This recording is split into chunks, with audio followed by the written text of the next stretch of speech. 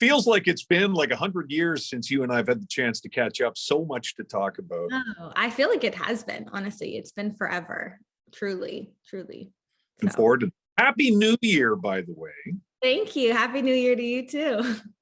Now, before we actually hit record, 2022 is a big year for you, both professionally and personally. Congratulations on the engagement. Thank you so much. I appreciate it. That was very exciting. Very adult of me, I feel like. I'm like, whoa, I'm growing up. Look at me go. I don't think I've ever heard an engagement described as how adult of me. I'm like a child bride. No, not really at all, but it's funny. So is this a wedding that's going to happen in 2023, or are you going to boot that? Okay. Yeah, it's happening in April. So we will have been engaged like a year, and we're getting married in a big greenhouse, which is very cool. Very Madeline-esque. It's got lots of like vibey flowers and vines and stuff like that. So it'll be a very chill, relaxed affair for sure. I could not have botched the engagement process worse. No. Well, yeah, because my wife picked out the ring. She knew the ring existed. And she told some people that the ring existed. And so every time she'd see these people, they asked, when's he going to propose? When's he going to propose? So what happened is I waited too long, and she finally said, I proposed on New Year's Eve. Okay. And she said, had you not proposed by New Year's Day, I was just going to go get the ring and put it on. Romance. Oh, well, you made it in the nick of time. That's good. by minutes. Wow, that's impressive. In your fashion, exactly. I love it. Hey, we got a lot to talk about, though, in terms of the professional side of your life, because in September you put out a 4-song EP. Congrats. Thanks. Yeah, super excited. I hadn't put out music in like 2.5 years, so feels really good to finally have it out and under a new label, new team. So lots of big changes that way. And yeah, I'm just really excited to kind of get the ball rolling and start working again, start playing shows again. So I'm excited. Yeah, well, you mentioned a new label, and it's easy to gloss over that, but the reality is it's a big deal. You're on Broken Bow Records down in Nashville, and I'm seeing Canadians get deals with US labels, and congrats on that. That's a big deal. Thank you. Thanks. I know it really is. It's a dream come true. And you're so right. There's such a great community of us sneaking around down here, crushing it. And it's really great. I'm really proud of everybody else. And yeah, we're all hustling really hard down here. There's a good community of us. When exactly was it you were on NBC's Songland, because the last 3 years have been such a blur. Feels like it's. Yeah, so we filmed the show January of 2020, and I think it premiered in March, so just a few months after, right as like the entire world was shutting down. So it was really crazy. It was the wildest thing, and the journey with Champagne Night happened in like the darkest parts of COVID. So it was this strange light, that I had holding on to, and watched the song move up the charts and just couldn't believe it. And, with that show, I was just, when I got that opportunity through an Instagram DM, as wild as that is. And, I was excited to sing on TV. That was all. I was like, I'm just excited. Think of all the people that are going to watch NBC. I did not expect to win, and could never have imagined they would put it to country radio. And that song doing what it did, it just kicked so many doors open for me. I couldn't, and Lady A, they really like wrapped their arms around me in town. And, it got me in rooms as a songwriter, rooms as an artist, and led to a record deal and a publishing deal with Sony. So just truly a dream come true, a big blessing. So it was almost 3 years ago. And what you said that spawned the question is Canadians crushing it down in Nashville, because not only did you make it onto NBC Songland, you won your episode, but that show, there were a lot of Canadians very well represented on that show. Yeah. Sean Austin was on. I saw him literally the night, I think, that I won, or maybe the day before. We were both like filming at the same time. It was great. We're like, what a shock. We could not believe, like, we saw each other. We're like, what? Like, it was so cool. And others too. Victoria Banks was on that. I know. Mm-hmm. Yeah, but I remember the moment watching your episode that I was confident you won. It aired at 10 o'clock, I think it was Sunday or Monday night, on NBC at 10:51 p.m. Charles said something on that episode, and I thought, Madeline's won. And what he said, and it might have been in the little promo piece that went into the commercial break, but he said, you know, we're taking a look at what we need for our live set. Those might have been close to his words exactly. And I thought, I remember that. What they need for their live set, then Madeline's won, because you had a pretty upbeat, bouncy song that became Champagne Night. Yeah. I feel you. It was when we were filming, we didn't get to hear what anybody else was doing. They put us in these like soundproof things. So I didn't hear anyone else's songs. I had no idea. Like, I'm like, I think my thing went well, but I don't know like what anybody else's. But yeah, when he said that too, I was like, as a touring artist, you need those songs, fun, anthemic kind of songs to get people to go buy more beer and have a good night. And I mean, geez, Champagne Night was that to a T. So I love that it was like a song like that too. I feel like as a songwriter, I love writing that music. I feel like I'm good at it. I feel like with like Neon Love and stuff, I just feel like it's so much fun to write and it's so much fun to play live. So that's always very inspiring. You know, it's songwriters, and I've probably said this to you when you're on a stool right over there in this studio. And I'll ask the question again now. Songwriting fascinates me because you have about 3 minutes to tell an incredible story. Sometimes it's sad, sometimes it's upbeat and bouncy like Champagne Night. And you're so good at it. And I know probably hard to put your thumb on exactly what it is you have to channel, but creativity can strike at any time, I suppose, right? Yeah, absolutely. I mean, living in Nashville, it's really like massaged that muscle a ton. And having good ideas is just having your antennas up all the time. And in every conversation, in every Yellowstone episode and whatever it is, like you're listening for those things that people say, the poetic stuff or the perspective or the, I don't know. It's just, and then you've got and I write them down all the time. I'm like, oh, that would make a good song. Oh, that would be really cool. Or other music, you hear a song and you're like, gosh, I want to write something that makes me feel like this song makes me feel. How can I do that? So it's like this very vague Sudoku puzzle. You're just like forever trying to figure out to kind of crack the code, I think. I always find I've been to the Rock and Roll Hall of Fame. I've been to the Country Music Hall of Fame. I find myself drawn. You see all sorts of outfits and guitars and everything else. It's when I see the displays that include handwritten song lyrics, I find myself captivated by that because, the creative process unfolds on that piece of paper.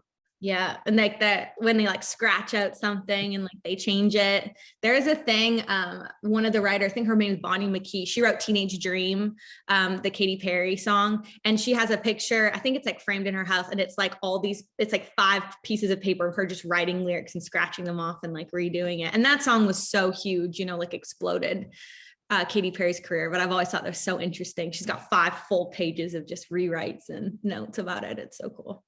Well, and what's also interesting is the evolution of the process in that, you'll see a lot of handwritten lyrics, the ones you describe are the ones you see in the Hall of Fame. In the Country Hall of Fame, they had Taylor Swift's laptop because that's where a lot of the work was done.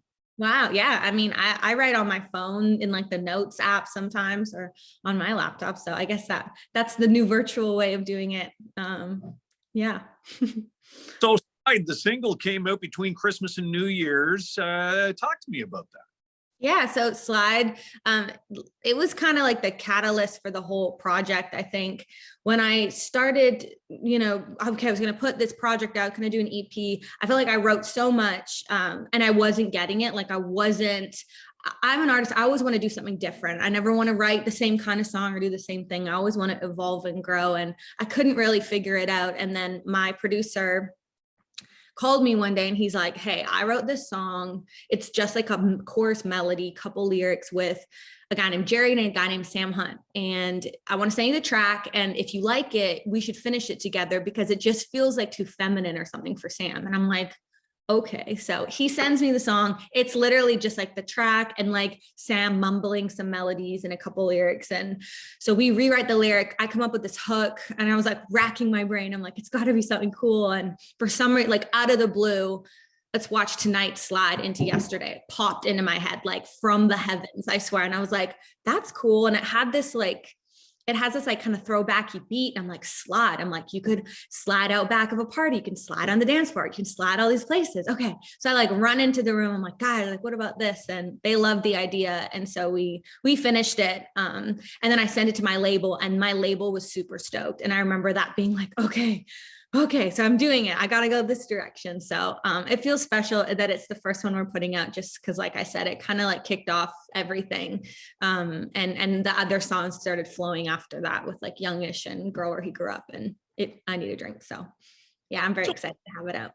When you described, or at least the body language, even when you sent it to the label and the label was stoked about that, I get the sense you felt relief.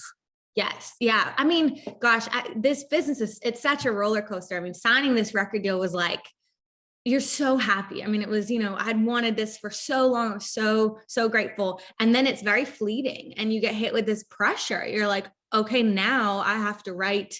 Now I'm like up to bat, but like, it's up to me to like get the song and do it. And what am I going to say? Like, what would be cool to say? And I was just too focused on that. So I felt like I wrote a lot of songs that weren't right. And I was getting a little discouraged. And so when Slide came apart and it felt like me, it was a huge relief. Yeah, it really was. So that's why it's like very special to me.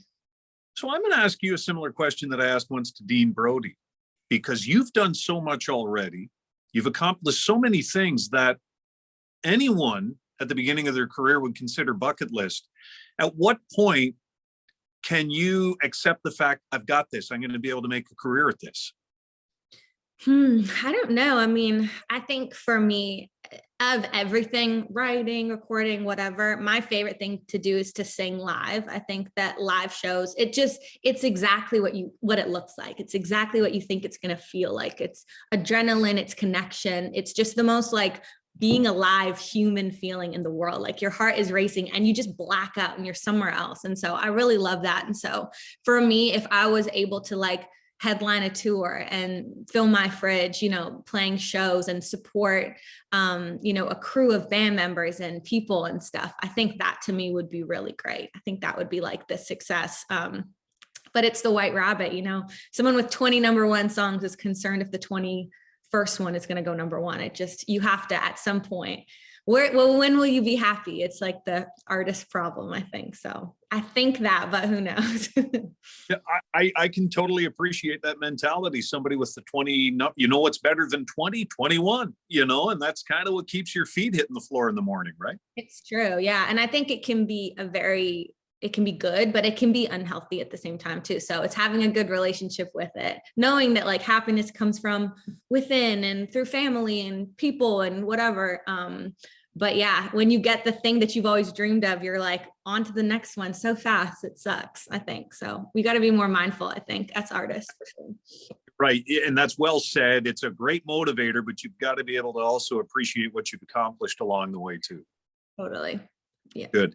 Great to catch up. And again, congrats on the release of the EP. And you've got so much coming up. What else is coming up in 2023 that you're able to tell us about?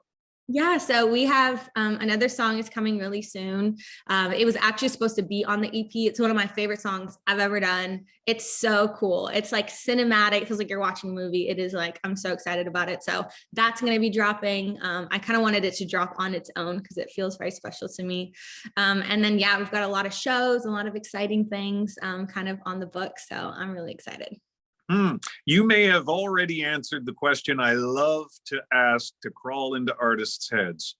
For a Madeline Merlo fan, what's the one song, what to you is the best Madeline Merlo song that we don't even know? Yeah. So this one is called Same Car. And so I don't know, maybe Same Car. It's the best Madeline Merlo song. You don't know. It's very cool. Awesome. Where do people find you on socials? It's everywhere, just Madeline Merlo, .com, Madeline Merlo, Instagram, TikTok, the whole thing. I talk to a lot of artists who say, handling social media is a job unto itself. And if one more platform comes along, that's going to be one that upsets the entire apple cart. It's true. I tell you, yeah. It's like, well, just go viral on TikTok. And you're like, okay. That's the music industry in a nutshell right now, I feel like. So yeah, no more, please. we can't do anymore. That's a great way to connect with fans, but my gosh, you know, when you have a handful of channels that you've got to service, it's a job unto itself. It really is. It really is. You definitely got to lean into it. There's some great, like you said, a really great way to connect with people and a great marketing tool, you know, to show people your music. But sometimes it feels very like uncreative sometimes. So it's not an inspiring place to go from. Be like, I'm going to write a TikTok song today. It's like, that's not going to be good. I don't think. No, for sure. Well, right when we thought the gifts were all opened up and the recycling was all taken care of, on the 27th of December, you gave us the single Slide. And so we got another little gift over the holidays. And congrats on everything, because again, we haven't had a chance really to catch up since the pandemic began. And, you know, a lot of us just hunkered down. Meanwhile, it's probably been the busiest 3 years of your life. Yeah, I mean, there was some hunkering down for sure too, but yeah, it's been a busy 3 years, and like I said, I've just been planting a lot of seeds, and so I think 2023 is when things will start sprouting, hopefully. So I'm very excited. Good stuff. You're in great hands with the new label, and they've got an incredible artist on their hands, and it's been so fun to watch this whole Madeline Merlo thing get going, and I'm so happy that I got a great seat to see the next chapter. So congrats on everything coming up in 2023, including the wedding in April. Yay. Yes. Thank you so much. It's so good. It's good to see you. It's so nice to I feel like, I mean, we've known each other for so long, you know, and so to watch like the whole journey, it's always good to see you and catch up with you.